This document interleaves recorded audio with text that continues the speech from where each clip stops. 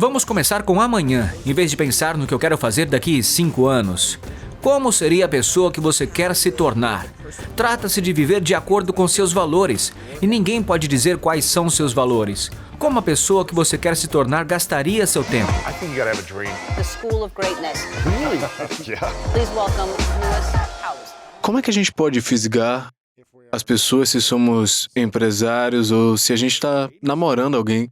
Como é que a gente pode fisgar as pessoas para que elas queiram dar atenção para a gente de novo e de novo em qualquer área da vida para o nosso benefício, mas também para que elas se beneficiem dando atenção para a gente? O que é que você aprendeu nos últimos 8 anos com o seu primeiro livro para deixar as pessoas realmente fisgadas com a gente? Pro bem. Não de maneira negativa, pro bem. Então, só para preparar o terreno, eu escrevi Hooked, depois de lecionar na Stanford por muitos anos. E mais tarde, fui para o Hasso-Plattner Design. E o que eu queria fazer era roubar os segredos das empresas, como Facebook, Twitter, YouTube, Instagram, Slack, Snapchat. Eu queria entender o que eles estavam fazendo para que todos nós pudéssemos usar as técnicas, esses truques, para criar produtos e serviços que melhorassem a vida das pessoas. Portanto, eu não escrevi Hooked, meu primeiro livro, para as grandes empresas de tecnologia. Eu escrevi ele para todos nós, todas as pessoas. Certo. Eu queria roubar os segredos e democratizar, sabe? Porque eles já conheciam essas táticas, eu não precisava ensinar nada para eles. Eles já sabiam como fazer isso há décadas. Ao escrever Hooked, o que eu queria fazer era dar aos empreendedores um padrão, um modelo que eles pudessem usar para criar hábitos saudáveis na vida das pessoas. A propósito, o livro se chamaria Como Criar Produtos Viciantes. A minha editora queria que eu chamasse assim, e eu me recusei, porque o vício é muito diferente de um hábito. O vício é uma dependência compulsiva de um comportamento ou substância que prejudica a pessoa, enquanto que o hábito é simplesmente um impulso de fazer algo com pouco ou nenhum pensamento consciente. E temos hábitos bons, mas também temos hábitos ruins. Meu segundo livro, Indiscutível, trata de como acabar com hábitos ruins, mas Hooked trata de como criar bons hábitos na vida das pessoas. O livro já foi publicado há 6 anos, vendeu mais de 300 mil exemplares e tem sido usado em todos os setores possíveis, desde a educação. A Kahoot é a maior empresa de software educacional do mundo, e eles usam o modelo Hooked para fazer com que as crianças se interessem pelo aprendizado. Empresas como Fitbod usam o modelo Hooked para fazer com que pessoas se interessem por exercícios físicos. Há vários tipos de maneiras de usar essas técnicas para o bem, para melhorar a vida das pessoas, criando bons hábitos e assim podendo progredir. Então... Tem alguma fórmula para o modelo Hooked que foi atualizada desde esse livro? Atualizado não. As mesmas 4 etapas básicas do modelo Hooked: gatilho, ação, recompensa e investimento. E é especificamente para design de produtos. Foi escrito para empreendedores. A inspiração para mim foi a leitura do livro O Poder do Hábito, de Charles Duhigg. Adorei ele. Achei que era um ótimo livro. No entanto, o que eu estava procurando era, como eu posso aplicar isso como empresário? Como eu faço para que as pessoas voltem ao meu negócio? Porque essa é uma enorme vantagem competitiva, tipo o Google, por exemplo. Por que o Google tem 85% de participação no mercado? É simplesmente por causa de um hábito. Acontece que se você analisar comparações diretas entre Google e Bing, o segundo mecanismo de pesquisa, se você retirar a marca, as pessoas não conseguirão distinguir os dois.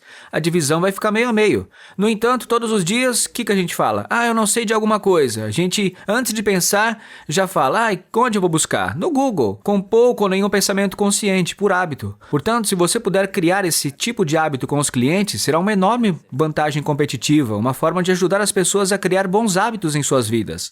A gente deveria pensar nessa abordagem de 4 etapas em termos de produtos e serviços que a gente cria, ou a gente tem que pensar em quem é o nosso público principal e qual a psicologia desse público e quais são suas necessidades e então fazer o produto. Bem, essas duas coisas não são mutuamente exclusivas. Na verdade, um grande componente de como criamos produtos formadores de hábitos é que sempre começamos com uma necessidade do cliente. E de fato, começamos com o comichão. O comichão é o que chamamos de gatilho interno. Portanto, há 2 tipos de gatilhos. Temos externos e internos. Externos são os sons, ruídos, tudo em nosso ambiente inicial que nos diz o que fazer em seguida. É nisso que todo mundo tende a pensar em termos de acionamento de pessoas. Os alarmes da vida. Acordar com um Exato. alarme, ter uma notificação. Exatamente. E-mails, notificações, essas coisas. Na verdade, isso não é tão importante quanto o que chamamos de gatilho interno. Um gatilho interno é um estado emocional desconfortável, do qual você procura escapar. E a solução para esse desconforto é encontrada nos produtos que você usa. Então, fundamentalmente, e isso é muito importante para entender se você está tentando criar novos hábitos em seus clientes ou tentando quebrar maus hábitos em sua própria vida, fundamentalmente você tem que entender que seus comportamentos sempre se originam no desconforto. Sempre. Tudo que você faz, até mesmo o desejo de buscar sensações agradáveis, é por si só psicologicamente desestabilizador. Logo, quando você pensa em como, estou me sentindo sozinho, você dá uma olhada no Facebook. Eu não tenho certeza, dá um Google. Estou entediado, muitas soluções para o tédio, como notícias. Preços de Instagram, ações, resultados TikTok. esportivos, Instagram, TikTok, tudo isso. Fundamentalmente, tudo que você faz tem a ver com o desejo de escapar do desconforto. Isso significa que se você estiver criando um produto que forme hábitos, terá de identificar qual é o comichão que ocorre com frequência na vida do usuário. Se você está tentando quebrar um mau hábito, você tem que entender, peraí, do que eu estou tentando fugir e entender como lidar com esse desconforto da maneira mais saudável. Dê um exemplo. Alguém está procurando fugir de qual a coisa mais comum no momento agora? É solidão, é depressão, é incerteza? Qual o problema principal? Vamos lá, Lewis. Me diga se você tem algum hábito ruim. Você acha que se distrai? Ou o que te distrai? Tipo, por exemplo, que coisas no mundo distraem minha atenção e fazem eu querer ir até lá, ou que coisa interna me faz... Não, vamos começar com a distração.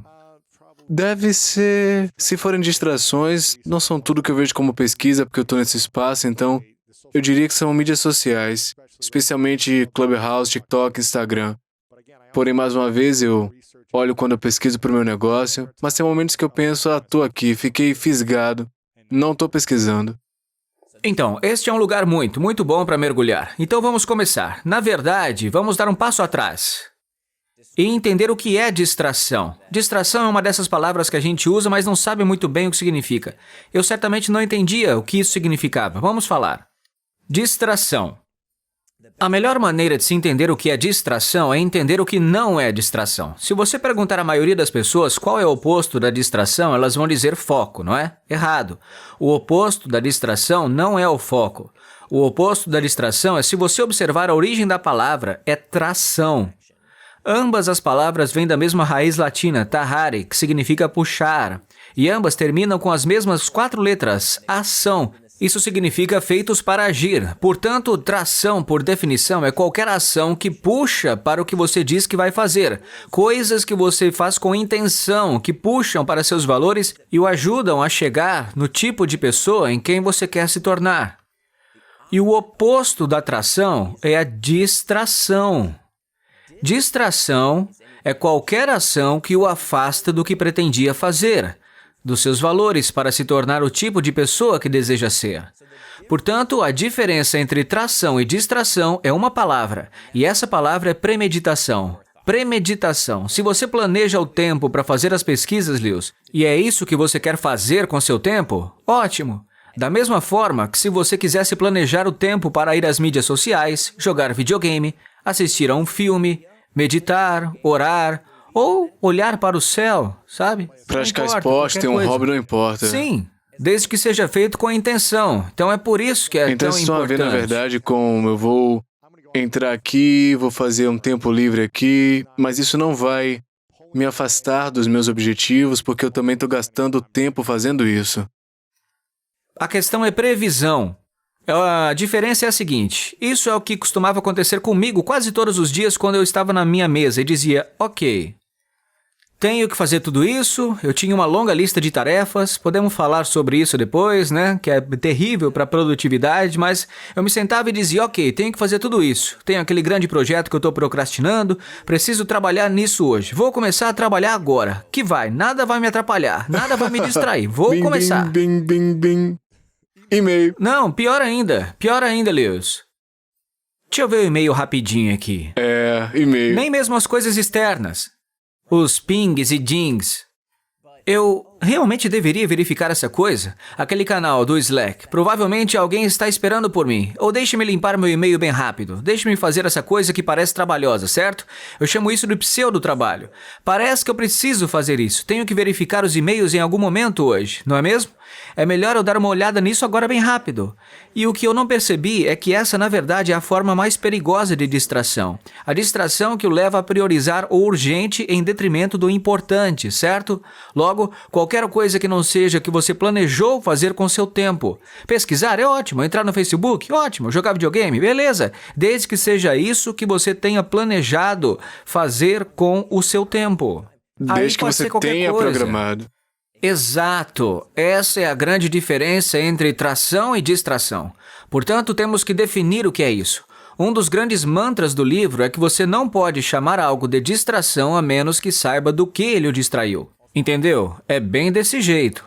Se você está meio que flutuando pela vida dizendo, eu tenho 1 milhão de coisas na minha lista de afazeres, vou fazê-las quando chegar. Você sabe o que vai acontecer. Você não vai conseguir fazê-las. Isso tem de ser programado em seu dia. Essa é a diferença entre tração e distração. Agora, tem uma imagem mental, uma espécie de estrutura. 2 setas, uma para a direita e outra para a esquerda, certo? Ok, vamos nos perguntar o que leva a tração e a distração. O que leva a isso são os gatilhos internos e externos. Então, voltando ao que falamos um pouco antes, esses gatilhos externos, os pings, dings, rings, em nosso ambiente, qualquer coisa em nosso mundo externo que nos leve a atração ou distração, é claro que temos os suspeitos de sempre, né? Como nossos telefones e computadores. Podem ser outras pessoas. A principal fonte de distração no local de trabalho são as pessoas. Só tô fazendo perguntas em casa. Exatamente. Você ouviu falar dessa fofoca ou desse programa? Deixa eu perguntar uma coisa rapidinho aqui. E vai indo, né? Você sabe. Essa é, na verdade, a principal causa de distração no local de trabalho e em casa. Agora que muitos de nós estamos em casa, né? Filhos, colegas de quarto, cônjuges, essas coisas são gatilhos externos. Mas essa não é a principal causa da distração. Há cerca de 2 meses foi divulgado um estudo que constatou que 90% do tempo em que checamos nossos telefones, 90% do tempo, hein?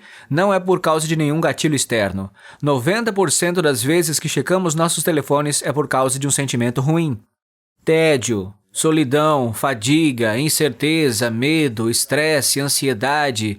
Esses são os gatilhos internos dos quais procuramos escapar.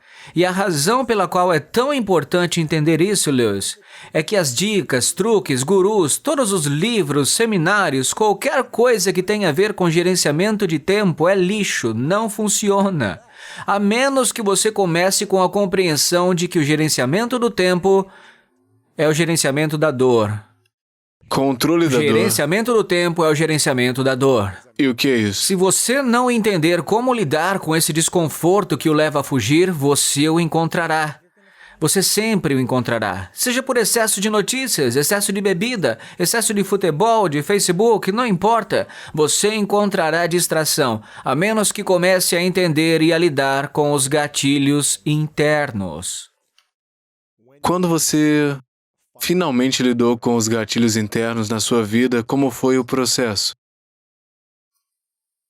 Então, para mim, houve um momento produtivo na minha vida logo depois de escrever Hooked, em que eu estava sentado com a minha filha e nós fazemos homeschooling, há anos, e tínhamos planejado um dia perfeito, tínhamos planejado esta tarde maravilhosa, e eu lembro que a minha filha e eu tínhamos um livro de atividades que poderíamos realizar juntos.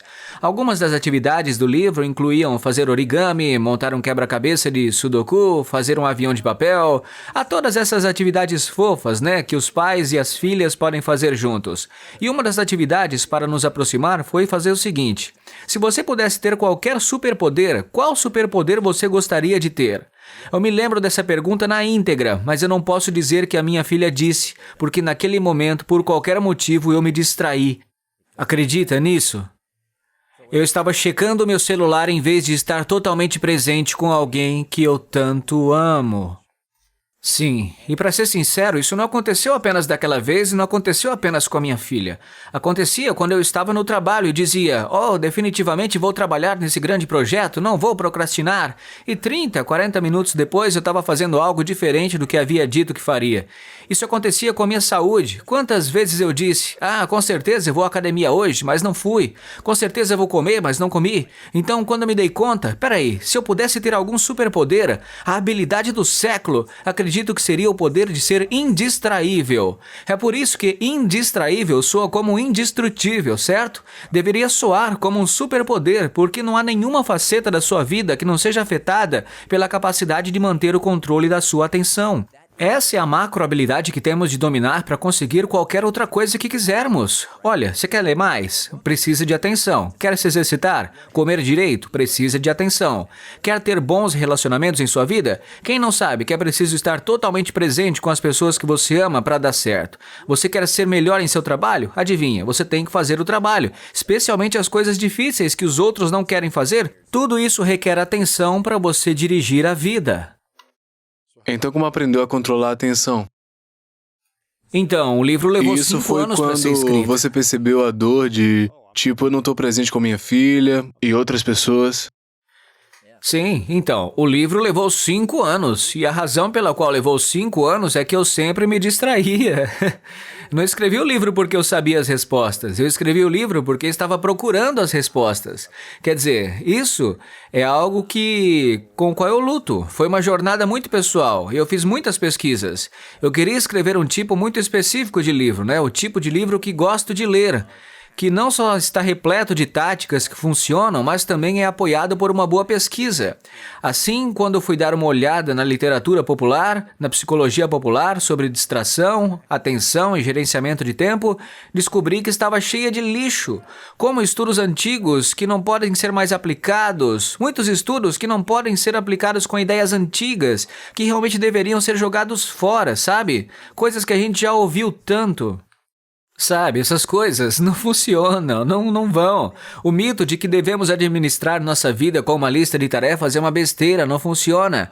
Há técnicas muito melhores por aí que ainda não foram exploradas. As pessoas estavam escrevendo livros com suas pequenas teorias de estimação e eu disse, não quero ver essa literatura. Quero ver o estudo revisado por pares em uma revista acadêmica antes de recomendá-lo a outras pessoas ou usá-lo em minha própria vida. E é por isso que eu quis resumir essa quantidade de literatura que foi publicada ao longo dos anos sobre gerenciamento de tempo, foco e atenção em um modelo de 4 partes que qualquer pessoa pode usar. E qual é esse modelo? Claro, falamos anteriormente sobre essa imagem em nossa cabeça. Portanto, espero que você consiga imaginá-la. Uma seta apontando para a direita, que é a atração, outra apontando para a esquerda, que é a distração. Temos 2 setas apontando para o centro, que são os gatilhos externos e internos.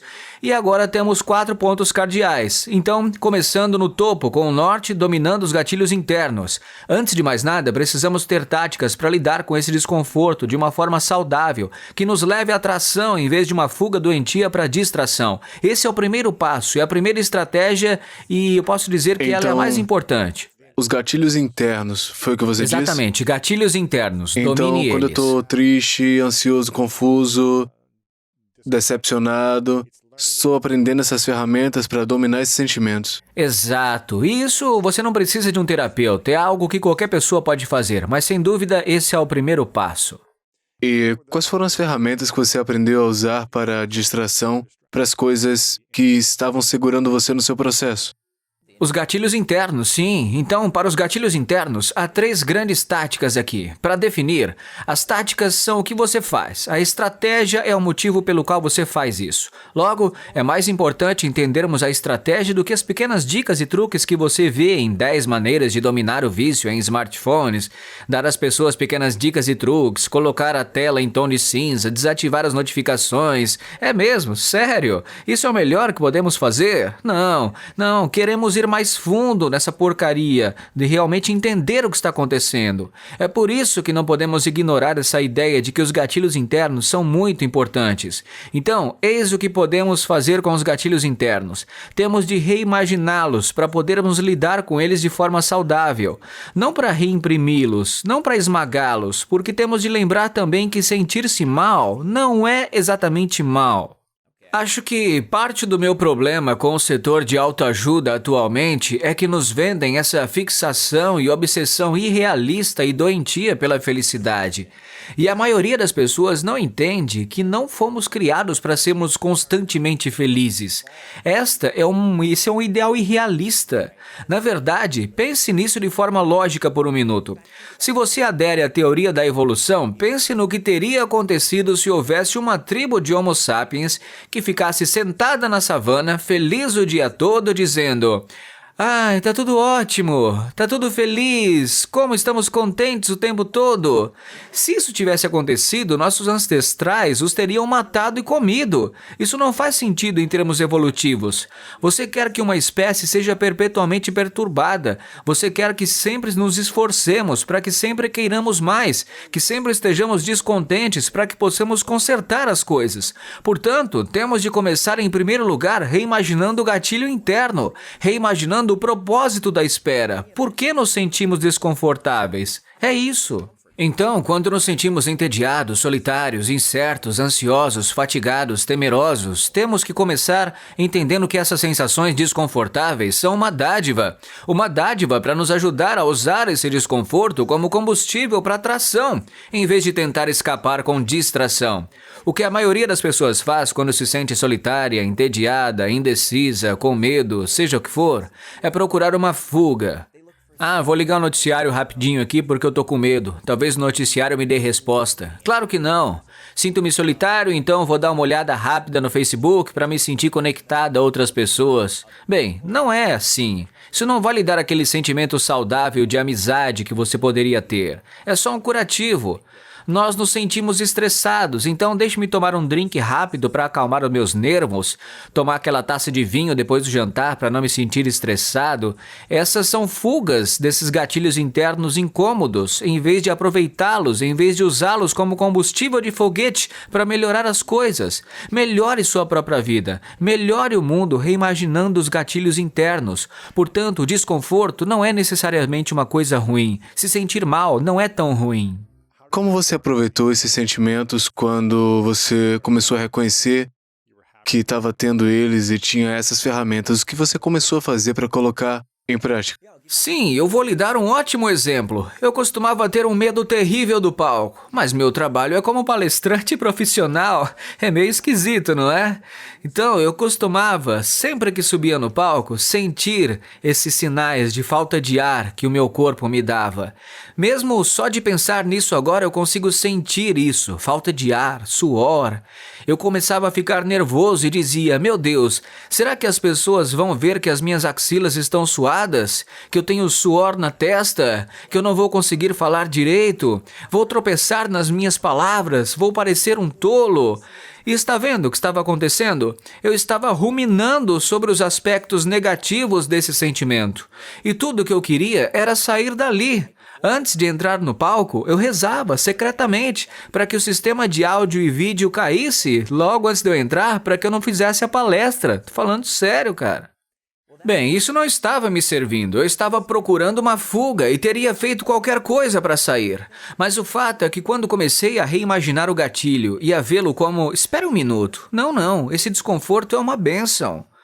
O que isso está me dizendo quando sinto minha frequência cardíaca aumentar? Não é que eu vou fazer besteira. Não estou nervoso. Estou melhorando o meu jogo. Meu corpo está aumentando a frequência cardíaca para que eu possa levar mais oxigênio ao meu cérebro e fazer a melhor palestra possível.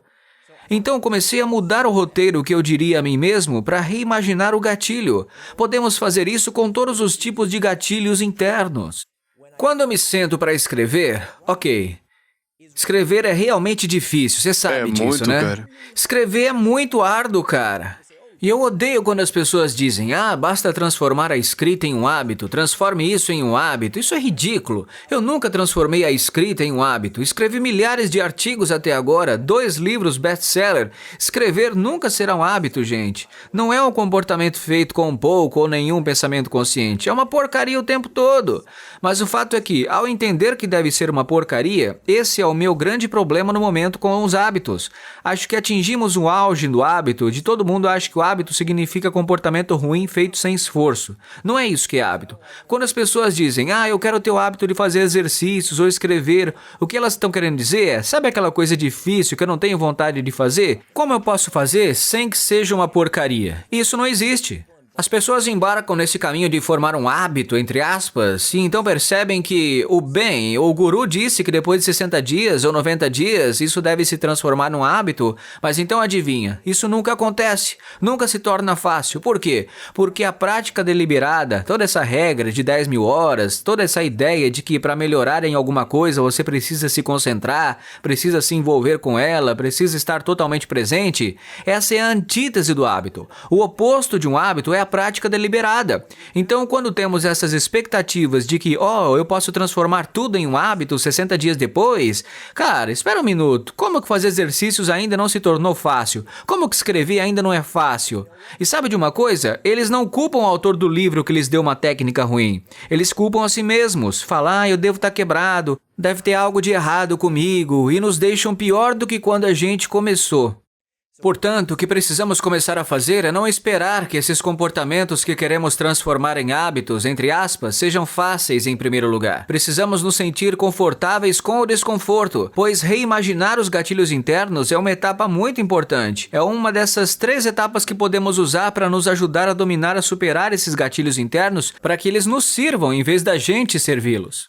E como você reimagina essa ideia de que escrever é difícil? O que é que você faz quando você senta para escrever e pensa, cara, é sempre assim quando eu faço, nunca fica fácil? Talvez fique um pouco, talvez você fique fluindo melhor, mas ainda demanda tempo, esforço, atenção. Não é só uma coisa que você liga o automático e vai, né? Certo. Então, há algumas maneiras diferentes de fazer isso, e eu falo sobre isso no livro. Mas, na verdade, trata-se de reimaginar esse gatilho interno, para que quando você sentir tédio, quando estiver em sua mesa trabalhando, saiba como lidar com ele. Muitas vezes, quando eu sento para escrever, sinto que quero fazer de tudo, menos escrever. Deixa eu fazer uma pesquisa aqui, deixa eu mexer ali. Agora. E a pesquisa é uma das coisas. Há 11 anos e meio. Sim, quando você falou em pesquisa, eu pensei, eu sei do que ele está falando. Justificamos isso, né? Voltamos ao que estávamos dizendo. Dizendo a nós mesmos, eu só preciso fazer isso rapidinho aqui no Google. E... dura 3 horas e você não consegue nada. Exato! E na maioria das vezes não precisávamos realmente pesquisar essa coisa rápida. Poderíamos simplesmente continuar a escrever. Mas por que fazemos isso? Porque estamos tentando escapar. Mas se continuarmos a ignorar esse fato, se continuarmos a pensar, eu realmente preciso pesquisar isso e tudo mais, ou aquela coisa que eu precisava fazer, se não percebermos o verdadeiro motivo pelo qual estamos procurando uma fuga, acreditaremos nessa mentira que nos leva à distração.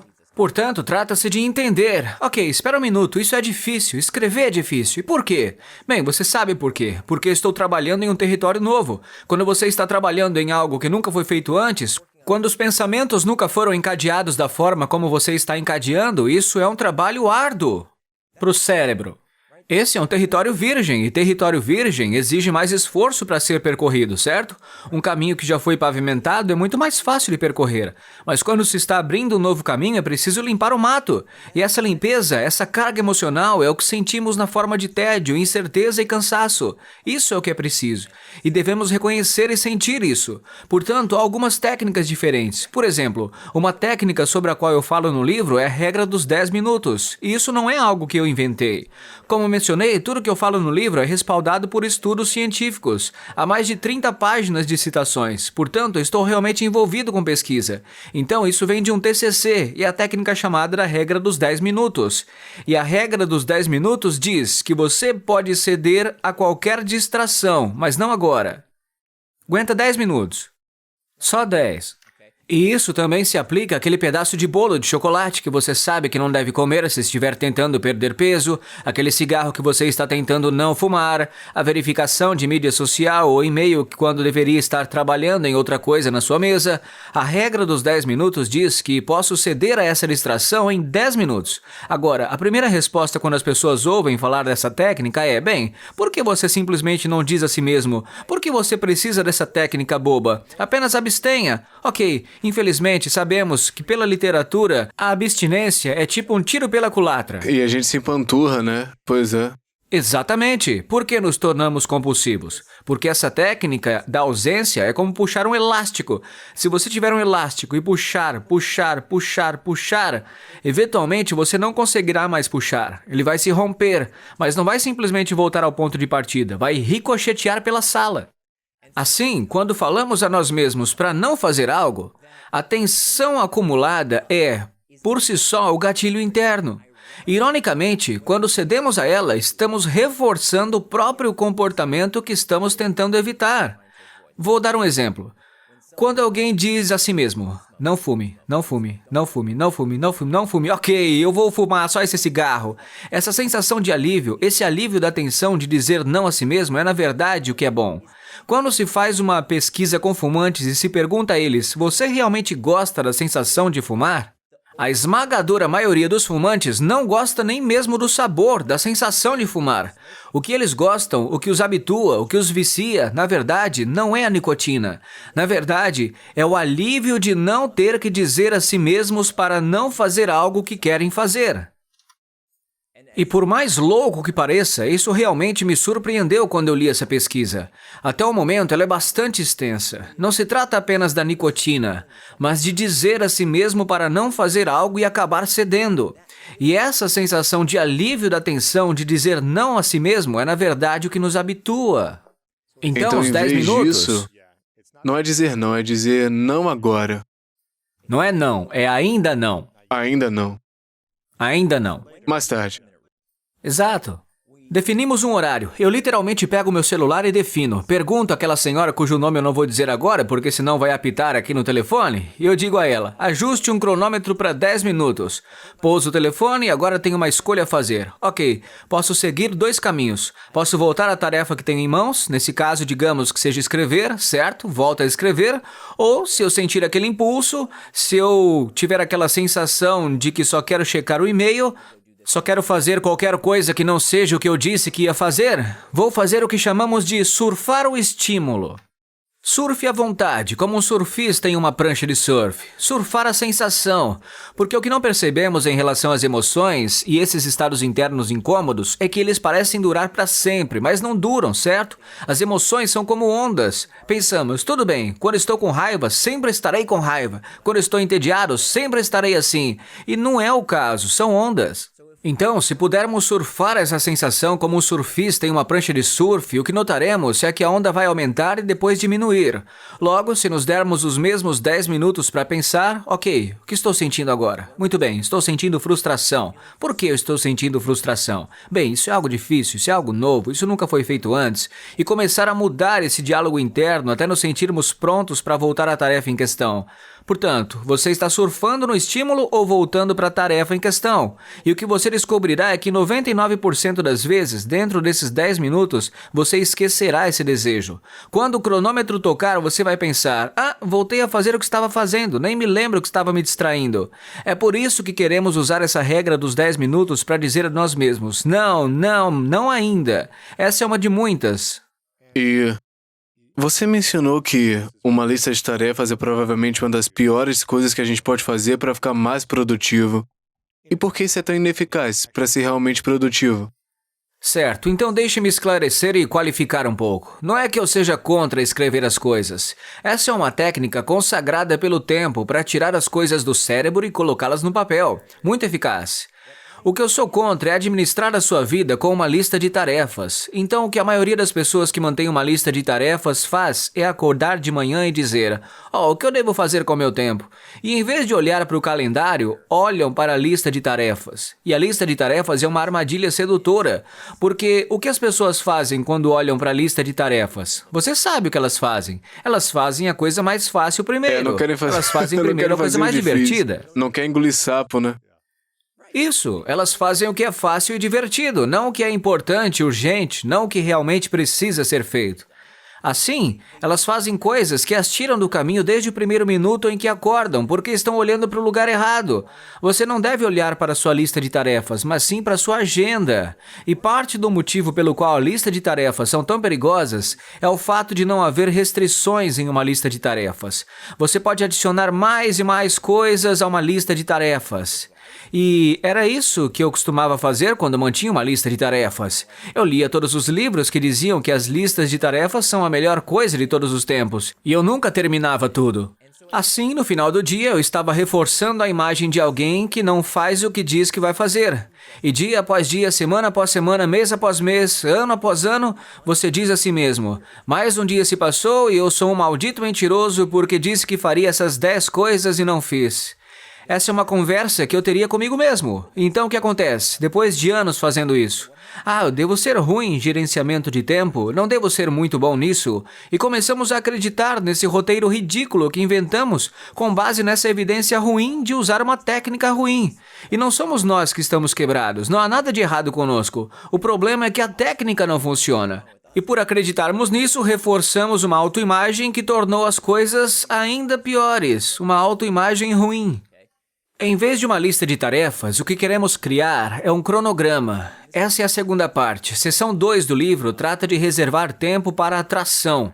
Logo, a etapa número 1 é dominar os gatilhos internos e a etapa número 2 é reservar tempo para atração. Assim, quando usamos um cronograma em vez de uma lista de tarefas, temos uma restrição. Temos a mesma restrição que todas as outras pessoas na Terra, que são as mesmas 24 horas do dia. Você sabe que pode ter quantias ilimitadas de dinheiro, né? Você pode ser um Jeff Bezos ou Bill Gates, ter um monte de dinheiro, mas ainda assim vai ter as 24 horas. E essa restrição muda o paradigma de como avaliamos. Com isso, as pessoas que levam a vida com base em uma lista de tarefas medem-se com base no número de marcações que fazem. Se marcou muito X, é bom. Se não marcou, é uma pessoa ruim. Ridículo, isso é bobo e muito prejudicial. Em vez disso, eu quero que você pare de se medir pela quantidade de coisas que terminou. Essa é uma métrica ridícula, certo? Pare de fazer isso. De agora em diante, a única métrica de sucesso para você deve ser uma coisa. Eu fiz o que eu disse que faria, sem distração. E pronto. É isso aí. É tudo o que você deve fazer. Não se trata de terminar nada. Não. Porque quando você diz para si mesmo em sua agenda, vou me sentar à minha mesa e trabalhar no meu livro, como você disse, Lewis, certo? Por 30, 45 minutos, o que quer que você diga que quer fazer, não importa. Não importa quanto tempo trabalhe nisso. O que quer que você tenha dito que vai fazer, essa técnica foi demonstrada, isso é chamado de intenção de implementação, que é apenas uma maneira sofisticada que os psicólogos chamam de planejar o que você vai fazer e quando vai fazer. Essa técnica tem se mostrado mais eficaz. O mais importante é que as pessoas que fazem isso realmente terminam mais. É como dizer, ok, então eu não vou correr 1 hora hoje, mas eu vou calçar meu tênis, eu vou sair e vou começar a correr por 2 minutos e começar a fazer isso todo dia. Mas ao dizer, ok, vou programar isso para 10 minutos, que seja, você quer fazer mais disso, né? Certo, é um pouco mais do que pequenos passos. Na verdade, está dizendo para esse período de tempo. Eu respeito a técnica apenas comece, ela é muito boa. Mas essa é a técnica não pare. Saquei. Mais do que apenas começar. Não saia descartando, né? Faça 30 minutos. Vá pro horário que você programou. Certo. Não diga, vou correr às 7h30 ou algo assim. Digamos que eu vá caminhar por 30 minutos e que não farei mais nada que possa me afastar de trabalhar nisso por 30 minutos na minha vida, ok? Vou ficar com meu filho sem distração por 1 hora. É isso que eu vou fazer.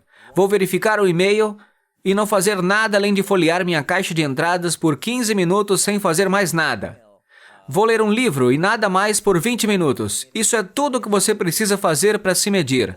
Não se preocupe com, vou terminar o livro? Será que vou deixar a caixa de entrada zerada? Terei um belo relacionamento com meu filho? Será que algum dia terei um bom condicionamento físico? Não se preocupe com as metas finais, mas sim com o fato de que você dedicou tempo para trabalhar na tarefa que queria fazer sem distrações. Essa é a sua métrica de sucesso. E o que acontece com a nossa autoconfiança ou nossa crença quando a gente se decepciona constantemente com esse processo de não fazer o que a gente disse que ia fazer?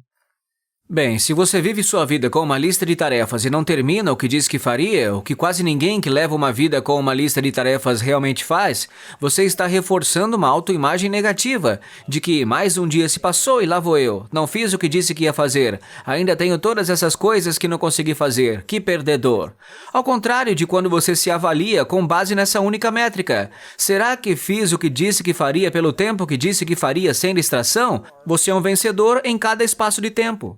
Se a sua palavra, né? Não importa os resultados que você Exato. tem, o que importa é que hoje eu fui fiel à minha palavra, eu fui fiel ao que eu disse que eu faria, eu fui lá e fiz isso. E isso ajuda Exatamente você a isso. construir autoconfiança e melhor autoimagem. Bingo! Então, ser indestrutível tem a ver, antes de tudo, com integridade pessoal. Trata-se de ser tão honesto consigo mesmo quanto é com as outras pessoas. Todos sabemos que não queremos ser mentirosos. Ser chamado de mentiroso é um dos piores insultos que alguém poderia lhe dizer, certo? Você não gosta de mentir para os seus amigos, para a sua família, para os seus colegas de trabalho. E, no entanto, mentimos para nós mesmos todos os dias, certo? Oh, com certeza vou me exercitar. E não, você não faz. Com certeza vou me alimentar bem. Não, definitivamente. Vou estar totalmente presente com as pessoas que eu amo. Não, também não é assim. Então, nós mentimos para nós mesmos. E isso causa um enorme impacto psíquico em nossa autoimagem e nem percebemos até que seja tarde demais. Ó, sabe de uma coisa? Provavelmente eu preciso de algum tempo de diagnóstico. Tudo isso é ridículo. Para a grande maioria das pessoas, não há nada de errado com elas. Elas apenas reforçam essa péssima autoimagem de alguém incapaz, quando são perfeitamente capazes, se tiverem as técnicas certas. E o quanto a autoconfiança ou autocrença é importante em termos de realização de metas que a gente estabelece pra gente. É importante se tivermos baixa autoestima ou baixa autoconfiança, você acredita que isso ajuda a se realizar? Ou será que a gente realmente precisa começar a desenvolver confiança e crença nas ações e em quem somos com elas para atingir nossas metas? É nesse ponto que entra em cena a psicologia do arbítrio, que acreditar que você pode fazer algo é incrivelmente fortalecedor. A questão, claro, é, bem, como eu faço para obter essa crença? E o que a maioria das pessoas faz de errado é ter essas metas enormes. Todos nós já ouvimos falar que é preciso ter metas específicas, mensuráveis, acionáveis e inteligentes. Acontece que a literatura a respeito, essa é outra área em que vimos que a psicologia popular está muito equivocada. Uma das coisas mais populares que se ouve hoje em dia sobre metas é que é preciso ter uma visão. Vamos todos nos sentar e fazer um plano de 5 anos e um quadro de visão para que possamos imaginar o que queremos. Mas os estudos mostram que as pessoas que fazem isso estão dando um tiro no próprio pé. Uau! Sabemos que os estudos concluíram que dizer a si mesmo, eu quero aquele corpo de praia, é praticamente a pior coisa que você pode fazer se realmente quer ter um corpo de praia. Sério? E o que fazer então? Sim, aqui está a diferença. Há uma visão boa e uma visão ruim. A visão ruim é a visualização dessa besteira, me desculpa, que vem da ideia do segredo, da lei da atração, que é visualizar-se rico, visualizar-se apaixonado, visualizar-se em boa forma. Isso é terrível, não faça isso. O bom tipo de visualização não é visualizar o resultado, porque o que está acontecendo quando você visualiza o resultado é que você está saciando o desejo ao imaginá-lo, você está saciando, ok? Parece que você já conseguiu. Em vez disso, o bom tipo de visão é imaginar o que você fará quando algo se interpuser no caminho das ações que você tem de tomar para atingir essa meta. Então, em vez de ficar pensando... Oh, meu Deus! Quando você está distraído, o que é que você vai fazer, né? Exatamente. Em vez de pensar, vou ficar tão bem com um tanquinho, pense, o que eu vou fazer da próxima vez que eu sair com meus amigos e eles me oferecerem um bolo de chocolate? Essa é a visão certa. Porque vislumbrar esse resultado incrível daqui a 1 ano, 10, é bom na maioria, mas vai ser muito difícil chegar lá com um grande objetivo, quando você tem um grande sonho. Pode ser qualquer coisa, pode ser um livro, um físico, uma relação. Não vai acontecer da noite para o dia, né? Sem esforço, trabalho. Então, o que eu estou ouvindo você dizer é que para focar, isso vai exigir muito tempo e energia. Então, toda vez que eu sou puxado para longe disso, fique imaginando como você vai se revelar para se apoiar, para você chegar até lá. É isso mesmo. É por isso que reimaginar esses gatilhos internos é importante. Como falamos, qual é o diálogo? Quais técnicas eu terei? Que flechas eu vou ter na minha aljava prontas para serem usadas quando eu for tentado pela procrastinação e distração? O que eu Há vou boas fazer nesses pesquisas momentos? sobre isso, o que você chama de revisualização, ou como é que você chama isso? Há um artigo no meu blog, posso lhe dar o link para as notas do programa, onde falo sobre a diferença entre uma boa visão e uma visão ruim. É muito importante porque se há um mantra pelo qual eu vivo e que é o alicerce da minha vida agora desde que escrevi o livro, e a propósito, eu não costumava ser assim, tenho 42 anos e costumava ser um clinicamente obeso. Hoje eu Sério? estou na melhor forma da minha vida. Na verdade, pela primeira vez eu tenho um tanquinho. Eu não estou dizendo isso para me gabar. Estou dizendo isso porque aprendi que a consistência é mais importante do que a intensidade. A consistência é mais importante do que a intensidade em todos os aspectos da sua vida. Você quer ter bons relacionamentos? Precisa estar presente de forma consistente com as pessoas que ama. Quer estar em boa forma física? Precisa ser consistente com os exercícios. Não se trata de intensidade. Não é tipo, é ano novo, vou fazer aqui uma resolução por 5 dias e depois desistir. Trata-se de uma ação consistente. E isso só não acontece porque aqui está um ponto muito importante. Não se trata de saber fazer. Ficamos tão obcecados com, qual é o exercício certo, qual é a dieta certa, qual é a maneira certa de fazer isso, vou ouvir algum guru que me dê todas as respostas. Basicamente, todos nós sabemos o que fazer. E se você não sabe o que fazer, pesquise no Google, pelo amor de Deus, tá tudo ali as respostas. Basicamente, nós sabemos o que fazer. O que não sabemos fazer é como parar de atrapalhar o nosso próprio caminho. O verdadeiro problema não é o fato de não sabermos o que fazer, mas sim o fato de não sabermos como parar de nos distrair. Então como é que a gente sai disso? Bem, então passamos por uma estratégia e meia. O número 1 é dominar os gatilhos internos. A segunda é reservar tempo para a atração, sobre a qual falamos um pouco em termos de que... Porque é tão importante criar um cronograma. Acontece que a grande maioria das pessoas não mantém nenhum tipo de calendário. 2/3 das pessoas não mantêm um calendário. Mesmo aquelas que mantêm um calendário normalmente não o fazem de forma adequada. E a maneira correta de fazer isso é usar o que chamamos de calendário de caixa de tempo. E eu mostro a você como fazer isso. Essa técnica existe há muito tempo, existe há décadas. Na verdade, é uma das técnicas mais estudadas que existem. É a implementação da atenção. O que aconselho no livro, e isso não foi publicado em nenhum outro lugar. Esse é um processo que eu chamo de sincronização de cronograma. Assim, conseguir reservar tempo para a atração tem tudo a ver com decidir como você quer gastar seu tempo. Mas para fazer isso, a pergunta é, como eu faço isso? Como eu decido como vou gastar meu tempo? E é aí que muitas pessoas ficam presas à técnica da caixa de tempo. Todos nós já ouvimos isso, mas é por isso que as pessoas não fazem. Eles não entendem qual é o primeiro passo. Como posso realmente começar a usar essa caixa de tempo? O primeiro passo é começar com novos valores, transformando nossos valores em tempo. E que são valores? Valores são atribuídos da pessoa que você quer se tornar. Deixe-me repetir. Valores são atribuídos da pessoa que você quer se tornar. Como a pessoa que eu quero me tornar gastaria seu tempo? E vamos perguntar isso em 3 domínios da vida. Esses 3 domínios da vida que você está no centro deles. Depois, seus relacionamentos e em seguida seu trabalho. A maioria das pessoas faz isso na ordem errada. Começam com o trabalho e só depois dedicam o resto do tempo que sobra aos amigos, família, para si. Não queremos começar com você. Então perguntamos, como a pessoa que eu quero me tornar gastaria seu tempo investindo em si mesma? Agora, não cabe a mim ou a qualquer outra pessoa impor os valores a você. Você precisa se perguntar isso. Como a pessoa que eu quero me tornar gastaria seu tempo investido em si mesma? Então, quanto tempo ela investiria em condicionamento físico, se isso for importante para você?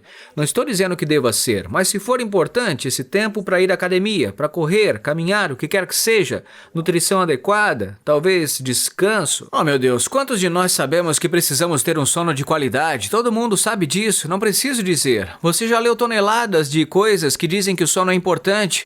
Quem tem horário para dormir? Hã? Tá vendo? Tinha que estar marcado. É programado, sim. Sim, pouquíssimas pessoas o fazem. Temos que ter esse tempo programado, porque se você sabe o que vai fazer ou o que não fazer, vai Você tá checar distraído, Facebook tá na ou não, Netflix. Netflix. Pois é. Certo? Você precisa ter esse tempo programado. Agora, novamente, se você disser que a maneira como eu invisto em mim mesmo é jogando videogame 4 horas por dia, não tem nenhum problema com isso. Não sou desses críticos de tecnologia covardes que vão dizer, assistir futebol é bom, mas videogame é ruim. Não, isso é ridículo. Tudo o que você quiser fazer com seu tempo é bom, desde que você decida com antecedência. Portanto, se você disser, quero ter tempo para jogar videogame, ótimo, mas coloque isso na sua agenda. Não faça isso de acordo com a programação da empresa, faça isso de acordo com seus valores. Em seguida vem o domínio do relacionamento. Isso é muito importante. Parte da razão pela qual temos uma epidemia de solidão nesse país, e sabemos que os pesquisadores nos dizem que a solidão é tão prejudicial à nossa saúde quanto o fumo e a obesidade, é uma crise real agora. O motivo disso não é a mídia social. A mídia social é o sintoma dessa doença, que é o fato de a proporção de tempo gasto em compromissos sociais planejados neste país ter sofrido um declínio vertiginoso. Então, se você ler Robert Putnam nos anos 90, ele escreveu um livro chamado Bowling Alone, muito antes do Facebook e das mídias sociais. Ele documentou essa tendência, que já dura 50 anos, das pessoas passarem menos tempo em compromissos agendados com seus amigos. Ele o chamou de Bowling Alone porque o boliche costumava ser uma grande atividade social. Você ia para a liga de boliche, via seus amigos e se reunia toda quinta-feira à noite com eles, e isso não acontece mais como acontecia antigamente. A secularização dos Estados Unidos. Não que eu sou uma pessoa bastante secular. Não estou dizendo para as pessoas irem à igreja ou à sinagoga ou seja lá o que for. Estou apenas dizendo que esses pilares regulares de engajamento social em nossa vida, para um número cada vez maior de pessoas, não existem. Portanto, a falta desses horários programados para nossos relacionamentos tem um impacto psicológico profundo. Logo, você deve se perguntar, como a pessoa que eu quero me tornar passaria tempo com as pessoas que ama? Quantas vezes a gente fala, deveríamos tomar um café algum dia? Sim, é verdade. Como se fosse um código de conduta e nunca fazemos isso, não é? Certo. Então, ter esse tempo com seus filhos, sua família, seus pais, seus irmãos, seus melhores amigos, ter esse tempo em sua agenda. Sei que muitos de nós estão em casa nesse momento de pandemia. Nós entendemos. Talvez um dos pontos positivos seja o fato das pessoas agora serem mais proativas em relação ao agendamento dessas chamadas pelo Zoom. Espero que elas continuem. Sim, quer dizer, eu estou passando muito mais tempo no Zoom com meus pais do que antes da Covid. Com isso, agendar esses tempos com seu cônjuge é muito importante. Ter esse tempo em sua agenda e dizer, ok, esse é o nosso tempo juntos. Seja no dia que for, tenha esse tempo programado e sagrado com as pessoas que você ama. E finalmente, o último domínio é o do trabalho. E quando se trata de trabalho, temos que perceber que há dois tipos de trabalho. Há o que chamamos de trabalho reativo e o trabalho reflexivo. O trabalho reativo faz parte dos trabalhos de todos, certo? São as ligações telefônicas, reuniões, canais do Slack. É reagir ao que quer que esteja acontecendo em seu ambiente de trabalho, e isso faz parte, eu entendo. Alguns trabalhos, poucos trabalhos, são 100% reativos. Se você trabalha em um restaurante, se trabalha em um call center, seu trabalho é comparecer. Você não faz horários, você recebe horários. Você pega o horário que lhe é dado, aparece e faz o que for preciso. É tudo reativo ou quase tudo reativo. Outros trabalhos quase são todos reflexivos. Portanto, se você é um engenheiro de software, um engenheiro de marketing, um vendedor, você não é um cumpridor de horários, você é um criador de horários. É preciso sentar e dizer, espere um minuto, como vou planejar meu dia? Como vou gastar o tempo da melhor maneira possível? E você tem uma tarefa difícil, porque sua tarefa mais importante é descobrir como gastar seu tempo. O que a maioria das pessoas faz é escolher o padrão mais fácil. O padrão mais fácil é aceitar o que vier para mim. Elas acham que estão trabalhando em um trabalho reativo, mas na verdade estão trabalhando no reflexivo. E esse é o tipo de pessoa que não presta o seu trabalho. Por quê? Se quiser ter uma vantagem competitiva, se quiser ser o melhor do que os outros na área em que você está, me deixe contar um pequeno segredo que ninguém mais está fazendo. Pense. Pense. Reserve um tempo em seu dia para sentar e pensar. Por quê? Porque ninguém mais está fazendo isso hoje em dia, eu garanto. Eles estão reagindo.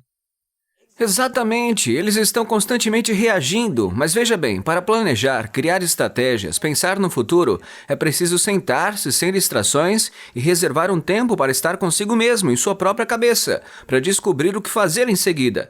É preciso estabelecer prioridades. Isso requer tempo para pensar sem distração, portanto, imploro a todos que se o seu trabalho exige algum nível de reflexão, o que quase todo mundo faz, dedique 30, 45 minutos ou até mesmo 1 hora por dia para trabalhar sem distração. Coloque esse tempo em sua agenda e mantenha-o sagrado.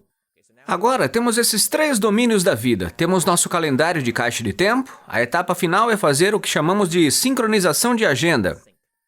E isso é o que está faltando, eu acho, em todos os outros que defendem essa técnica de encaixotamento do tempo. E ela existe há décadas e décadas. Bem, o que acontece quando, na realidade, tenho um chefe, um cônjuge, tenho filhos e outras pessoas que exigem meu tempo? Esse cronograma é destruído. E a razão pela qual ele fica em pedaços é porque não fazemos o que chamamos de sincronização de agenda. Esta é a aparência de uma sincronização de agenda. Deixe-me destruir mais um conselho de produtividade ruim, que é: todos nós já ouvimos um. Se quisermos manter o foco, se quisermos ser produtivos, a melhor coisa que podemos fazer é aprender a dizer não, certo? Todos nós já ouvimos esse conselho. Aprenda a dizer não às pessoas. Que tipo de conselho estúpido é esse? Leos, aprenda a falar não para as pessoas. Você vai olhar para a cara do seu chefe ou então para a garota que paga suas contas e vai dizer: sabe de uma coisa, chefe? Não. Tá falando sério? Quem daria esse tipo de conselho? Se você já teve um emprego, sabe que não pode dizer não ao seu chefe. Você será demitido. Então, em vez de dizer não ao seu chefe, o que você deverá fazer é: ei, chefe, podemos nos reunir uma vez por semana, na segunda-feira de manhã, com 15 minutos no máximo, e você mostrará sua agenda. Agora que você criou um cronograma de caixa de tempo, você pode mostrá-lo, certo? Você tem um artefato físico para compartilhar. Ei, chefe, aqui está a minha programação para a semana. Aqui estão todas as coisas que eu estou fazendo de acordo com as prioridades do trabalho. Aqui está como eu estou gastando meu tempo durante o dia de trabalho. Agora, tá vendo essa outra lista aqui? Eu escrevi nela, nesse pedaço de papel, todas as coisas que eu não consegui encaixar na minha agenda. Você poderia me ajudar a redefinir as minhas prioridades? Esse é o trabalho número 1 de um chefe: priorizar. Qual a coisa mais importante que você precisa fazer agora, né? Que você Exato. precisa da ajuda de outra pessoa para realizar as tarefas, a gente pode delegar para outras pessoas.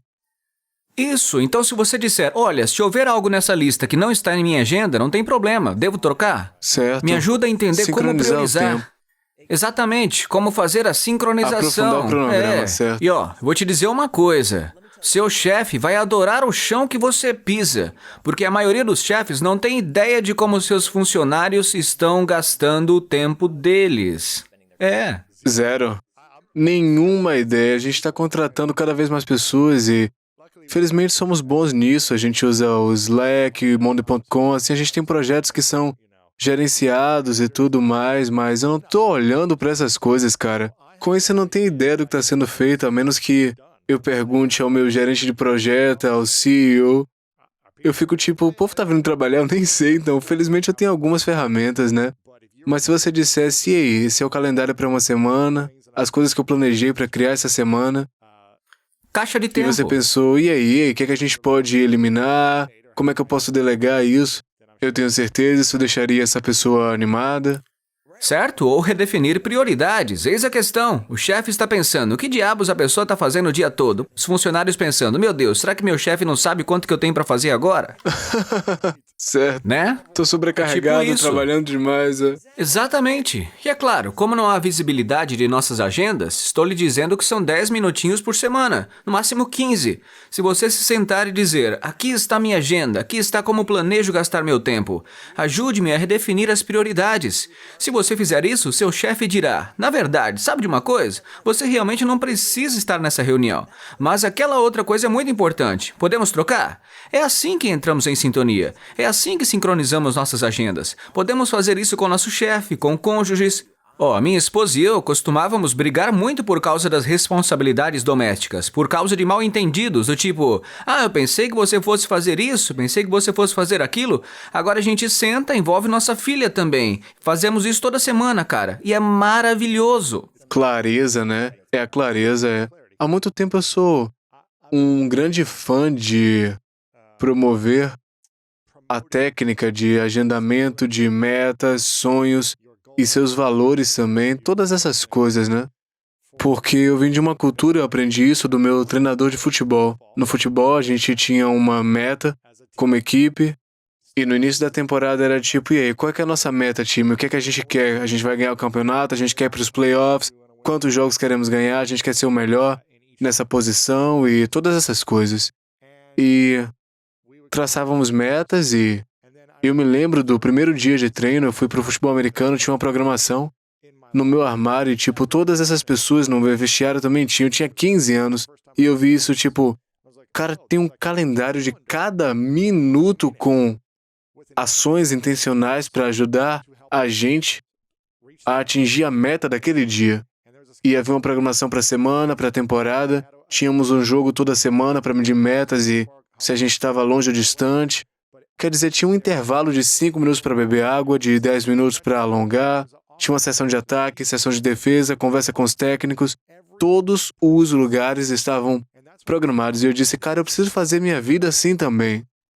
E eu pensava, por que você faria qualquer coisa além de agendar o que você deseja e realmente seguir com isso? E eu usei essa coisa do esporte. Não sabia se tinha respaldo científico, mas eu acho que foi um bom planejamento feito pelo esporte. Eu disse, cara, eu usei isso nos últimos 20 anos. Tudo que eu quero fazer tem que estar no meu calendário. Se eu quiser falar com minha mãe, está no calendário. Se eu quero fazer exercícios, está no calendário. Se eu estou trabalhando no meu livro, está no calendário.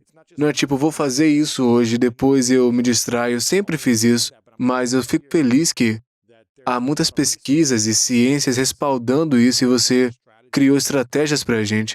Você chama isso de criação de cronograma? Você desenvolveu? Sim, tem uma ferramenta muito simples que coloco em meu site para ajudar as pessoas a fazer essas programações e posso passar o link aqui.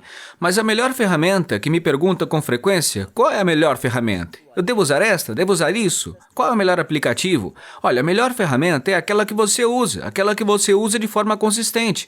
Portanto, você pode usar uma ferramenta que eu criei, que é gratuita, mas você pode fazer isso com uma caneta e um papel, um calendário. Um calendário. Você pode fazer isso com o Google Agenda. O que eu quero que você use para manter esse cronograma e revisá-lo de semana a semana. Uma vez definido, fica definido e pronto. Mas você vai olhar para ele uma vez por semana, pois 80% das pessoas com quem trabalhei têm uma visibilidade muito boa de como será a semana seguinte. Assim, elas podem criar esse calendário para você a semana seguinte. Novamente, em 15 minutos por semana, você revisará este calendário. Não se trata de algo que está gravado em uma pedra para sempre. Não, você vai dar uma olhada nele. Para mim, é no domingo à noite. Eu me sento, olho o calendário da semana que passou, olho o calendário da semana seguinte e tento tornar a semana seguinte mais fácil de seguir. Só isso, ajustando. Então, se eu disser, sabe de uma coisa? Eu realmente não tive tempo suficiente para escrever, quero mais. Vai mudando o que for preciso. Esse processo de sentar-se e formar esse cronograma não está gravado em pedra para sempre. É um processo dinâmico, porque a atitude certa não é de um sargento. Muitas pessoas resistem a fazer cronogramas em suas vidas porque acham que eles são muito restritivos, né? Não lhes dá tempo de serem espontâneas. Não. A liberdade vem dessas restrições ao permitir adaptar esse calendário com antecedência para ajudá-lo a viver seus valores, para garantir que seu calendário se torne cada vez mais fácil de seguir com o tempo. Porque, quero dizer, o mantra simples aqui é que você não pode chamar algo de distração a menos que saiba do que ele está distraindo. Tudo em sua agenda é tração. Tudo em sua agenda é tração. Mesmo que sejam videogames, tudo bem. Se você disser, quero 1 hora para jogar videogame, acessar as mídias sociais ou fazer qualquer outra coisa, isso é tração. De repente, todo o resto é uma distração. E esse é, a propósito, mais um motivo pelo qual administrar sua vida com base em uma lista de tarefas é péssimo. Porque quando as pessoas chegam em casa no final do dia e usam a técnica da lista de tarefas para administrar sua vida, e novamente, não estou falando de simplesmente escrever tarefas. Isso é aceitável. O que não me agrada é ficar preso a isso, porque às vezes quando você chega do trabalho, tudo que quer fazer é relaxar, brincar com a sua filha, simplesmente assistir uma série. E aí você vê sua lista e pensa, nossa, eu não sou íntegro comigo mesmo, né? Exatamente, você se sente um lixo. Portanto, mesmo quando temos tempo livre, Mesmo quando estamos relaxando, A ficamos gente está pensando no trabalho. estressada. Exatamente. Exatamente. Você adiciona mais coisas à lista de tarefas para o dia seguinte, no dia seguinte, no dia seguinte. Exato. Deixa eu falar, aposto que 90% dos seus ouvintes nunca experimentaram a felicidade da sensação de ter lazer de verdade. Muitas pessoas não experimentaram. Qual é a sensação do verdadeiro lazer? O verdadeiro lazer é a liberdade, certo? Quando estou jogando videogame, é ótimo, porque é tudo o que eu preciso fazer. Se eu verificar o e-mail enquanto estiver jogando videogame, o e-mail se tornará uma distração. Se eu receber uma ligação do trabalho enquanto estiver com a minha filha, isso se torna uma distração, porque eu planejei fazer X e é só isso que eu vou fazer. Essa é a verdadeira sensação de lazer. A liberdade de saber que não me importo com o que está na minha lista de tarefas. Nada mais importa, a não ser o que eu estou fazendo agora, porque foi isso que eu planejei e programei para fazer. E é isso que eu estarei fazendo. E em que mais a gente deve pensar para se preparar para vencer com nossas grandes metas? Como a gente pode definir isso? Você mencionou que você não deve pensar nas metas inteligentes. O que é que a gente deve pensar sobre como definir nossas metas e sonhos para a vida? Bem, as metas são complicadas. Eu diria que não há nada mais inerentemente errado com a técnica das metas inteligentes e etc. Definitivamente há muita coisa errada com a visão de é isso que eu quero, deixe-me sentar aqui e fazer um quadro de visão e um quadro de humor sobre o meu plano de 5 anos. Olha, meu melhor conselho é, vamos começar amanhã, certo? Vamos começar e em vez de, eu quero fazer daqui 5 anos meu quadro de visão e de humor, essas coisas. Mais uma vez, trata-se de viver de acordo com seus valores e ninguém pode lhes dizer quais são seus valores. Como a pessoa que você quer se tornar gastaria seu tempo? E ao reservar esse tempo para dizer, sabe de uma coisa? Sim, eu tenho o sonho de um dia escrever um romance, tenho o sonho de fazer um doutorado, tenho um sonho de ter um negócio bem-sucedido, mas quanto tempo você vai investir nisso? E saber dessa restrição das mesmas 24 horas com tudo o que você quer fazer e com o que sonha, e obriga a priorizar, isso é essencial. A consistência em vez da intensidade é essencial para atingir esse objetivo de longo prazo. Pois é preciso trabalhar nele dia após dia. É assim que alcançamos grandes metas, não apenas sonhando com elas. Então sonhar não é ruim, não é errado, pode definir uma intenção do que você quer criar, mas o que eu estou ouvindo você dizer é quem é a pessoa que eu quero ser hoje? O que é que eu posso programar hoje para me apoiar nessa meta, nesse sonho, hoje ou amanhã e fazer isso de forma consistente pelo tempo? É o que você quer E dizer? entender o que está em seu caminho. Por exemplo, eu tinha o sonho de aprender o chinês. E visualizar distrações, né? Pensar sobre as distrações no seu caminho e o que você vai fazer para responder a elas. Exato, e ter essas estratégias prontas para que quando você sair do caminho, se for algo que você realmente prioriza, dizer, tudo bem, é isso que eu quero fazer com meu tempo. Eu sei a diferença entre tração e distração naquele minuto do meu dia. O que vou fazer quando me sentir entediado, solitário, indeciso? Tenho essas táticas prontas? Sei como reimaginar a tarefa que desencadeia meu temperamento? Essas são as 3 grandes táticas para melhorar gatilhos internos. Estou certo para isso? Tenho essas técnicas prontas? Tenho esse tempo em minha agenda? A segunda grande etapa é de reservar tempo para a atração. A terceira etapa, que ainda não abordamos, é cortar os gatilhos externos. Vamos falar sobre isso então, cortar gatilhos externos. Lembre-se de que estamos em nosso modelo. Falamos sobre tração, distração, gatilhos internos e gatilhos externos. Falamos um pouco sobre gatilhos internos. Há muito mais sobre o que não chegamos a abordar. Falamos sobre reservar tempo para a atração, sobre como nos certificamos de programar esse tempo. Fazemos essas sincronizações de cronograma. Agora, o terceiro passo é hackear os gatilhos externos. Falamos um pouco sobre gatilhos externos, pings, jings, rings, tudo no ambiente externo que pode afastá-lo do que você planeja fazer. Pode levá-lo à distração em vez de tração. E o motivo pelo qual chamo isso de hackear os gatilhos externos é porque o uso dessa palavra é de propósito. Hackear significa obter acesso não autorizado a alguma coisa. Com isso, um hacker do computador invadiria sua conta bancária para obter acesso não autorizado. Agora, o motivo pelo qual uso esse termo é porque não há dúvida de que todos os tipos de interesses querem invadir sua atenção. Sejam as empresas de mídia social, as empresas de notícias de televisão, os jornais, todos os tipos de pessoas. Seus filhos, eles querem obter acesso não autorizado à sua atenção. Mas o fato é que não somos vítimas indefesas. Não há nada que diga que não podemos nos defender. O que Mark fará? O que Zuckerberg fará se você desativar essas malditas configurações de notificação? Será que ele vai poder entrar em seu telefone e ativá-las novamente? Pensa, será que ele vai conseguir acessar seu telefone hackeando? Não dá.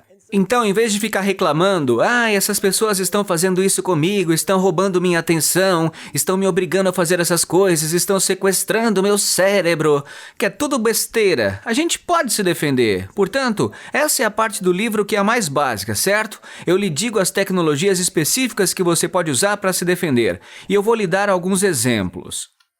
Eu adoro o YouTube, ok? Eu aprendi muito com ele. Assisti os seus vídeos no YouTube, assisti tantas pessoas inteligentes dando conselhos incrivelmente bons, às vezes não tão bons, mas na maioria das vezes há ótimas coisas no YouTube. Eu adoro isso. Acho que é uma plataforma incrível que muda o mundo. Minha filha estuda em casa, metade do que ela aprende é com pessoas que postam essas coisas no YouTube. É incrível. Agora, eu tenho que usar o YouTube da forma como o Google projetou? Não, eu posso mudar isso. Tem um aspecto do YouTube que eu não gosto, que eu não aprecio, que são gatilhos externos, aqueles vídeos que vêm na reprodução automática. Bem, você pode desativá-los. Há uma configuração muito fácil que você pode encontrar ali. Eles não tornam muito fácil de encontrar, mas está lá. Você pode desativar a reprodução automática. É só um exemplo. E agora eu vou te ensinar como hackear para desativar daqueles vídeos que fica do lado, sabe? Certo, você não precisa ver todos os vídeos recomendados que incluem anúncios, que são gatilhos externos. Eles estão lá para fazer com que você assista ao próximo e ao próximo e ao próximo, a gente sabe disso. Alguém se engana pelo motivo que eles estão lá? Não, eles querem que você passe um tempo lá dentro, isso é óbvio. É assim que eles ganham dinheiro. Mas nós não precisamos tolerar isso. Então, quando eu uso o YouTube, eu só entro no YouTube usando uma extensão colocada no Chrome, que se chama YouTube DF. É uma extensão gratuita do Chrome, que quando você coloca lá, o DF significa livre de distrações. Eu só assisto ao seu vídeo, Luiz, e nada mais. Certo. Eu não vejo todos aqueles vídeos idiotas ao lado. Não preciso ver todos esses anúncios. Eles foram removidos por essa tecnologia que hackeou os gatilhos externos gratuitamente. Não me custa nada fazer isso. E essa é apenas a ponta do iceberg. Então, no Facebook, por exemplo, eu gosto do Face, ele é ótimo, mas eu não quero ver o feed de notícias do Facebook. Esse feed de notícias é um lixo gerado por algoritmos, certo?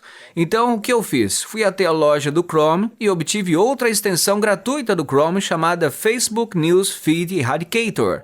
E ela faz exatamente o que diz. Sempre que verifico o Facebook, vejo uma bela citação inspiradora no lugar onde meu feed de notícias costumava estar. E adivinha isso só, é legal. Zuckerberg não pode fazer nada a respeito. Isso é legal. E essa é apenas a ponta do iceberg em termos de coisas diferentes que podemos fazer com nossa tecnologia. Podemos nos proteger. Mostro a você técnicas sobre e-mail. Atualmente, o e-mail é uma desgraça para todos. É uma dessas tecnologias viciantes que odiamos, mas que não conseguimos parar de usar. Eu lhe mostro como economizar até 90% do tempo que você gasta com e-mail, fazendo um hacking de volta. Reuniões, meu Deus, quanto tempo gastamos em reuniões sem sentido, especialmente agora pelo Zoom. Eu mostro a você como fazer o hacking das reuniões. Mostro a você como evitar as distrações que vêm dos seus filhos. Muitos de nós trabalhamos em casa, estamos trabalhando, tentando manter o foco, mas o filho entra na sala. E você estava mencionando sobre aprender chinês, você estava falando sobre isso. Sim, isso foi há pouco, quando você estava falando sobre diferentes prioridades. Eu tinha a meta de, eu quero fazer chinês, seria legal. Mas antes de escrever o indistraível, eu teria simplesmente adicionado isso à lista de tarefas. Nunca aconteceria, né? Isso nunca teria acontecido, não. Sempre estaria por último no fim. Exatamente, ao me forçar a dizer, ok, de onde virá esse tempo? Quanto tempo estou disposto a investir nisso? Faz parte dos meus valores investir em crescimento, aprendizado e desenvolvimento. Ótimo, mas o que isso vai me custar? E como tenho apenas algumas horas por dia, colocar isso em meu calendário me fez priorizar e dizer ok, bem, se eu quiser escrever meu próximo livro e se eu quiser ter tempo com a minha filha, se eu quiser me exercitar, se eu quiser fazer isso e aquilo, algo tem que ceder. Assim, esse processo de priorização significa, sabe de uma coisa? Não posso fazer tudo ao mesmo tempo. Talvez essa seja uma meta para 2024, não sei. Mas o processo de colocar isso no calendário o obriga a priorizar e há restrições. Você está estudando chinês agora? Não. Na verdade, não. Eu ainda estou experimentando para ver. Comecei com 1 hora por dia, depois que achei que não estava funcionando. Porque, mais uma vez, de semana em semana eu experimentava e descobria que não funcionava. Então agora eu vou tentar 15 minutos por dia e ver se talvez isso funcione. Cara, há mais ou menos uns 20 anos, mais ou menos 15 anos, mas há 20 anos eu pensava, eu quero muito aprender outro idioma. Eu sinto que eu mal sei inglês, sabe? Mas eu queria aprender outro idioma e o espanhol, para mim sempre foi interessante. Eu sou um dançarino de salsa muito apaixonado por isso. E eu saía 2 ou 3 vezes por semana por 5, 10 anos para poder dançar salsa e ouvir a música latina. Eu estava perto dessas pessoas que falavam espanhol e eu simplesmente queria aprender esse idioma. E todo ano eu dizia, cara, vou comprar um aplicativo, vou estudar isso, e isso nunca acontecia. Eu sempre fazia por um dia e era muito difícil. Minha cabeça pensava, é difícil demais. Não dá para criar um hábito em torno de algo que é realmente difícil, é preciso se intencionar e programar isso. E aí, finalmente, no ano passado, eu disse, ok, já chega, eu penso nisso há 20 anos, eu continuo perdendo confiança e integridade comigo mesmo, então eu preciso dizer que isso não é mais algo que me interessa e deixá-lo de fora do meu conjunto de metas, de valores também. Eu preciso realmente fazer algo a respeito e programar isso na minha agenda, fazer aula com o tutor 3 vezes por semana, mas no início eram 5 vezes por semana. Tentei fazer isso e pensei, cara, não dá pra mim 5 vezes, não vai acontecer. E agora a gente tá fazendo 3 dias por semana, e originalmente 60 minutos, mas minha cabeça estava doendo muito e eu pensei, ok, vamos fazer 45, né?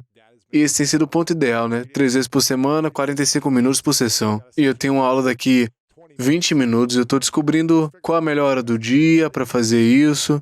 E também estou me certificando que eu estou fazendo exercício de manhã, estou indo para aula de espanhol, administrando o negócio, treinando. Tudo isso leva muito tempo Mas quando você se concentra primeiro nos valores, como você disse, e cria esses valores para si mesmo e determina que você vai fazer isso, você cria etapas de ação para apoiar os valores. Então você pode ver como é que você quer viver sua vida e se está funcionando para você, né? Exatamente. E repita. Acho que o que você está fazendo, o que é muito importante, é aprender com esse processo de tempo e programação para ver o que funciona para você. Sabemos que os seres humanos sucumbem ao que chamamos de falácia do planejamento, que em média uma tarefa levará 3 vezes mais tempo do que você imagina. Isso em média 3 vezes mais. Por quê? Porque poucas de nossas tarefas na vida fornecem algum feedback. Trabalhamos com esse grande relatório, levamos 3 vezes mais tempo para fazer aquela solicitação de proposta, ou aquela postagem no blog, ou aquele capítulo do livro que estamos escrevendo, ou o que quer que seja. Mas não há um ciclo de feedback para que possamos reavaliar. Espere, quanto tempo isso levou? Como me senti? Foi difícil? E como não há um ciclo de feedback, não aprendemos com essa experiência e continuamos a cometer o mesmo erro. Ao contrário de quando fazemos um calendário de tempo, dizemos, ok, quer saber? Reservei 1 hora por dia, todos os dias, para escrever a postagem do blog. E na verdade, isso leva muito mais tempo do que eu pensava. Bem, isso ainda é uma prioridade? Isso ainda faz parte dos meus valores? Ou devo reservar mais tempo para isso? Em caso afirmativo, ótimo! Vamos reservar mais tempo para isso. Ou vamos descartá-lo, ou vamos redefinir as prioridades. É por isso que a sincronização do cronograma 1 vez por semana e a reunião com esse cronograma são tão importantes, porque aqui você é um cientista, não um sargento, mas um cientista que coleta evidências. Cara, eu acho que eu podia continuar falando sobre isso por muito tempo e eu quero ter você de volta aqui no futuro, mas eu quero encerrar com algumas perguntas finais e antes de fazer as perguntas finais, eu quero garantir que as pessoas comprem seus livros. Os 2 são muito poderosos, engajado, como construir produtos e serviços formadores de hábitos e indistraível. Não distraível, mas indistraível, como dominar sua atenção e assumir o controle da sua vida com respaldo de muita ciência para apoiar descobertas poderosas. Então, quero ter certeza que as pessoas entendam isso.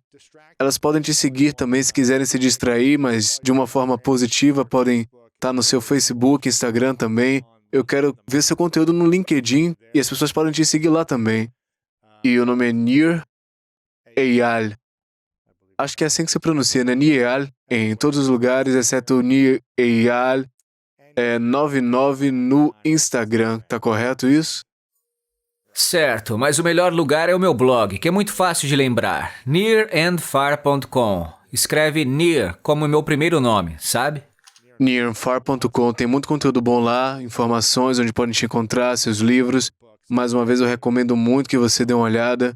Eu quero que você melhore sua vida, quer seja um funcionário de algum lugar, empresário, esteja tentando desenvolver produtos melhores, que realmente levem as pessoas a se envolverem com os produtos. Essa é uma pergunta... Qual é a pergunta que as pessoas deveriam fazer a você e não fazem? Que você queria que elas fizessem a você? Deveriam estar me perguntando mais. Então, eu não sei se há uma pergunta. Com toda a pesquisa que você fez nos últimos 8 anos para os livros e tudo que você descobriu sobre produtividade e vida melhor, e como induzir pessoas a comprarem seus produtos, o que é que a gente devia perguntar a você? Acho que é uma atitude geral, sabe? Acho que, infelizmente, há uma atitude geral. De mais cinismo que me incomoda hoje em dia do que o ceticismo costumava ver. Quando me mudei para o Vale do Silício em 2006, o ceticismo era algo saudável, e eu ainda acho que o ceticismo é ótimo. Deseja ver as evidências, seja cético em relação aos resultados, sabe? Eu acho que isso é de bom valor. Hoje eu acho que há um movimento em direção ao cinismo, o que é muito assustador para mim, sabe? Em muitos campos diferentes, particularmente no campo da tecnologia, há essa ideia de que tudo se resume a jogos de poder e que se alguém pode manipular e controlar você, ele vai fazer, e não há como fazer nada por causa de quem ele é. E vemos isso em muitas facetas diferentes, e realmente me assusta. Você pode ver o subtexto aqui, e acho que isso é problemático porque nos leva a essa mentalidade de impotência. Quero dizer, acho que muitas pessoas já assistiram o filme O Dilema das Redes. Na verdade, fui entrevistado por 3 horas para esse filme. Me sentei com eles em 2018 e eles não incluíram nada do que eu tinha a dizer no filme. Estou nos créditos, mas não incluíram meu comentário, porque a minha mensagem é de empoderamento. Não sou ingênuo. Sei o que essas empresas de tecnologia estão fazendo. Sei como elas manipulam você. Sei como elas deixam você viciado. Eu escrevi um livro sobre como fazer isso, certo? Sei exatamente como eles o fisgam. E posso dizer que as técnicas deles são boas. Não são tão bons assim, sabe? Isso não chega a ser um controle mental. Não. E sabe o que é engraçado? O filme inteiro, o Dilema das Redes, era sobre como você é impotente. Eles não lhe dão nenhuma técnica, só nos créditos finais. Literalmente lá é que alguém diz: "Ei, o que você acha de desativar suas notificações?" Certo. O filme inteiro é ligue para o seu senador e temos que esperar que as empresas de tecnologia mudem alguma coisa ou que os gênios de Washington façam algo? Bobagem! Por que esperaríamos? Por que esperar que eles façam algo sobre isso? Podemos fazer algo a respeito agora mesmo. Quer dizer, olha, existem 4 etapas que podemos seguir: dominar gatilhos, reservar tempo para atração, cortar gatilhos externos e falta a última, que é evitar distração. Qualquer pessoa pode fazer isso. E a ironia aqui é que quanto mais acreditamos que somos impotentes, mais acreditamos nesses críticos de tecnologia que nos dizem que não há nada que possamos fazer, que ela está sequestrando nossos cérebros. Isso leva à impotência aprendida. É exatamente isso que as empresas de tecnologia querem, que você acredite que está viciado, certo? Porque quando há um vício, há um contrabandista, há um traficante, há alguém fazendo isso comigo. Mas quando chamamos isso do que realmente é, que não é um vício, é uma distração, podemos fazer algo a respeito respeito das distrações, pois não há distração que não possamos superar quando usamos a previsão. E uma das coisas que torna nossa espécie especial é o fato de que podemos ver o futuro com maior fidelidade do que qualquer outro animal na face da Terra. Sabemos o que vai acontecer e prevemos o que vai acontecer melhor do que qualquer um. Então, não importa qual seja a distração, certo? Porque se você esperar até o último momento, com certeza eles vão pegá-lo. Se você esperar até que o bolo de chocolate esteja no garfo, você vai comer, é tarde. Se o cigarro estiver na mão, você vai fumar. Se o telefone estiver na sua mesa de cabeceira, você vai pegar de manhã. A gente sabe disso, é claro que eles sabem. Você perdeu. Mas se você pensar bem, se planejar com antecedência, é isso que separa as pessoas distraídas das indistraídas. Eles entendem que podem superar qualquer distração que possa ocorrer amanhã tomando medidas hoje. E essa é a mensagem que eu quero realmente transmitir. E como você chama isso mesmo? Visualizar algo, a distração que vai surgir, visualizar como lidar com isso, né? Como é chamado esse termo? Como... Certo, eu resumiria com previsão. Muito bem, se quiser resumir todo o meu livro em um mantra, ele diz que o antídoto para a impulsividade é a previsão. O antídoto para a impulsividade é a previsão. Sempre que saímos dos trilhos, sempre que não fazemos o que dizemos que vamos fazer, sempre que mentimos para nós mesmos, é sempre um problema de impulsividade. Mas não há impulsividade que não possamos superar se usarmos a previsão. Esse é o segredo do nosso sucesso. É brilhante. Eu estudei meditação há 4 anos e meio, 5 anos e aprendi uma estratégia em que você medita pela manhã, coisa simples de 15 minutos. Você pensa no que você quer criar durante o dia, você visualiza, você imagina o dia que você quer criar e também como se todas essas coisas, tudo isso que você cria vai acontecer sem problemas, mas... Também pensa, e se tudo não acontecer como você quer? Como você vai reagir? Vai reagir com negatividade, ressentimento, raiva, descontrole? Ou vai usar um gatilho, algo positivo para reagir de uma forma amorosa quando alguém for negativo, quando alguém deixar cair uma bola de expectativa, algo que foi perdido? Como é que você vai aparecer quando há uma distração no seu dia também, né? Então acho que é uma boa estratégia para criar essa meta para si, mas também ter uma previsão de planejar como é que você vai reagir se alguma coisa der errado na sua vida. Então, eu acho que isso é muito, muito brilhante. E, essa é uma pergunta que eu faço a todo mundo no final, é as 3 verdades. Gostaria que você imaginasse por um momento que esse é o último dia aqui na Terra. E você realizou tudo o que quis, embora você só pense no dia seguinte e não esteja sonhando daqui a 5, 10 anos, você realizou tudo. Você tem ótimos relacionamentos, você tem tudo que pode imaginar, mas por alguma razão todo o seu trabalho vai contigo. Essa entrevista, seus livros, ninguém tem mais acesso ao seu conteúdo, mas você pode deixar para trás num pedaço de papel e, mais uma vez, é uma pergunta hipotética. Você pode deixar 3 coisas que são verdade ou as 3 maiores lições que você aprendeu durante a vida e deixar pra gente quais seriam suas 3 verdades. Então, um deles que acabei de mencionar é que o antídoto para a impulsividade é a previsão. Tem muita coisa aí, né? Muito. Larguei muitas verdades aqui no tempo que estivemos juntos. Acho que outra grande verdade é a consistência sobre a intensidade. E a terceira, ainda estou trabalhando nisso e acho que pode ser um assunto do meu próximo livro, algo sobre agência. Há algo muito importante em termos de sentir controle sobre a própria vida e ainda não descobri isso. Portanto, esse é um assunto a ser decidido. Mas há algo muito importante e especial em torno da psicologia do arbítrio. Essa agência significa identidade, como a gente se identifica com a gente mesmo? A agência, o que significa é que podemos afetar os resultados. Estão surgindo muitas pesquisas fascinantes sobre o fato do cérebro não ser um computador. Costumávamos pensar em todas as épocas que o cérebro é como nossas máquinas, né? Durante a Revolução Industrial, eles pensavam que haviam válvulas e bombas no cérebro. Durante a Era da Informação, as pessoas pensavam que ele era como um processador. E não é nenhuma dessas coisas. O que estamos aprendendo agora é que o cérebro, na verdade, é mais um termostato. Isso é chamado de processamento preditivo. E o que estamos aprendendo cada vez mais é que se trata, na verdade, da capacidade de prever nossa própria capacidade de afetar afetar nosso ambiente externo.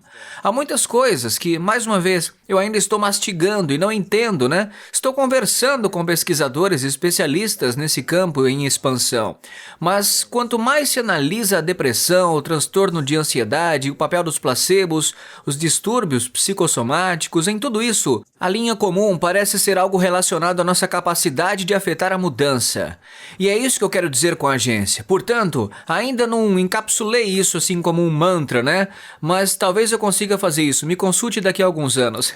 Não se preocupe, Ben, e eu quero te agradecer pelo seu esforço constante para criar essas informações e maneiras úteis da gente poder consumir isso. A gente pode estar muito mais equipado e ter entendimento complexo e torná-lo mais compreensível para que a gente possa usar para se distrair menos e ter uma vida melhor. Então, também tem todas as estratégias de formação de hábitos que você elaborou. Sei como é desafiador empacotar as coisas para que elas sejam consumíveis e compreensíveis também.